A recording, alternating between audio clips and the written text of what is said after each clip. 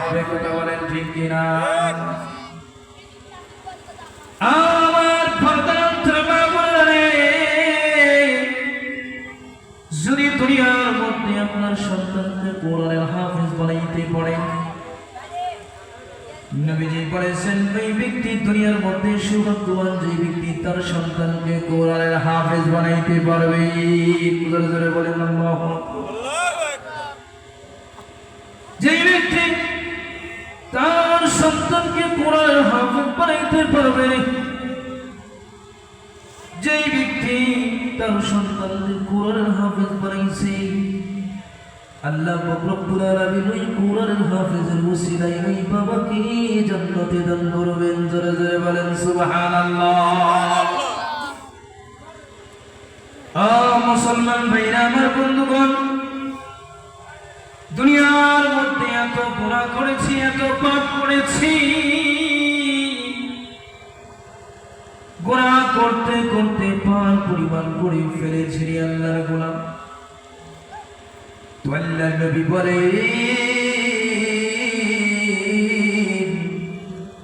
যদি কোনো ব্যক্তি গুনাহ করে, গুনাহ করার সঙ্গে সঙ্গে যদি তওবা করে, আল্লাহ মাফ করে দেন। বলেন সুবহানাল্লাহ। এ বন্ধু,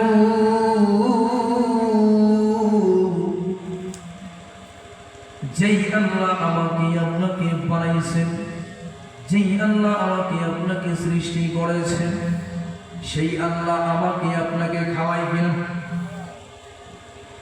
আল্লাহ বলেন, আল্লাযীনা ইউকিমুনাস সালাতা ওয়া মিম্মা রাযাকনাহুম ইউনফিকুন।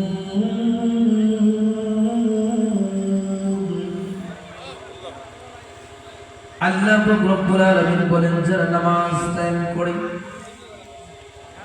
যারা নামাজ কায়েম করে, ওয়া মিম্মা রাযাকনাহুম ইউনফিকুন, আমি যাদেরকে রিজিক দিয়েছি তা থেকে ব্যয় করে। অনেকে আছে, সম্পদ আছে, কিন্তু কৃপণতা করে, কেপটামি করে, আছে কিনা? ঘরের মধ্যে, বাক্সর মধ্যে যদি টাকা থাকে, টাকা নাই, 3 লাখ 4 লাখ টাকা থাকে, একজন ভিক্ষুক আসলে বলে, ভাই বামক চাই, দেওয়া যাবে না, চলে যান। কথা কোন ঠিক কিনা? ও বন্ধু, আপনার কাছে টাকা আছে, আপনি দান করবেন, সদকা করবেন, এই দান সদকা কিয়ামত পর্যন্ত থেকে যাবে।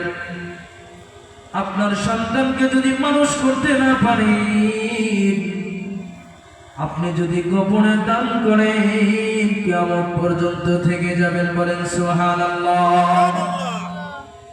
এই যে আপনি দান করবেন, এই দান সদকার মধ্যে আপনি যে সবটা পাইবেন, আপনার সন্তানকে মানুষ না করতে পারলে, মানুষের মতো মানুষ না করতে পারলে, আপনি একজন গরিব মানুষকে যদি দান করেন, 5টা টাকা দিলেন, এই সবটা কিয়ামত পর্যন্ত থেকে যাবে। কথা কোন ঠিক কিনা? ও বন্ধু, আল্লাহর রাসূল উম্মতের জন্য কতটা পরিমাণ কষ্ট করেছেন বলবো নি? আল্লাহর রাসূল উম্মতের জন্য কি পরিমাণ কষ্ট করেছে, উম্মতের আমলের রেট বাড়ার জন্য আল্লাহর কাছে আবেদন করেছে। ভগবান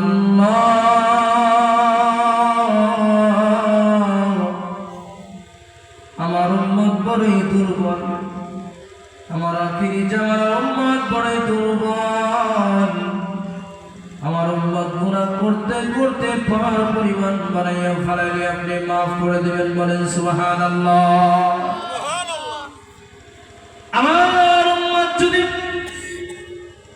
একটা নেক আমল করে 10টি গুণ সওয়াব দান করবে, আল্লাহ ওয়াদা করেছেন। বলেন সুবহানাল্লাহ।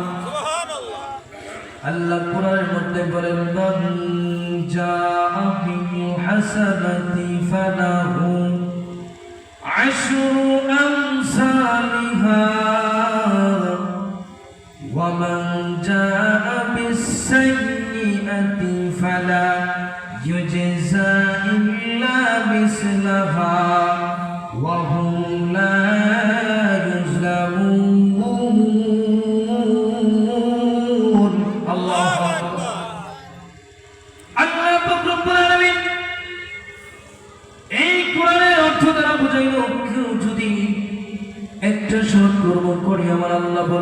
10 গুণ সওয়াব দান করব, বলেন সুবহানাল্লাহ।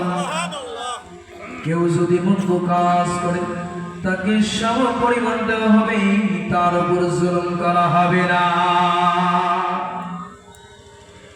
অর্থাৎ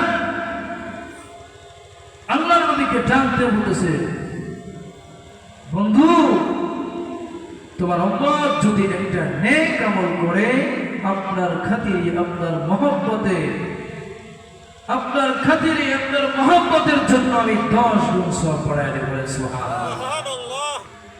একটা নেক আমল করলে কয়টি গুণ? 10টি নেকি পাওয়া যাবে। তাইলে যেই নবী আমার আপনার জন্য আল্লাহর কাছে আমলের রেট বাড়ানোর জন্য আবেদন করেছে, সেই নবীকে যদি কেউ গালি দেয়, সেই নবীকে নিয়ে যদি কেউ কটূক্তি করে, তাকে ছাড়া যাবে না। কথা বলেন ঠিক কিনা? কেউ যদি আল্লাহ এবং তার রাসূলকে নিয়ে যদি কটূক্তি করে,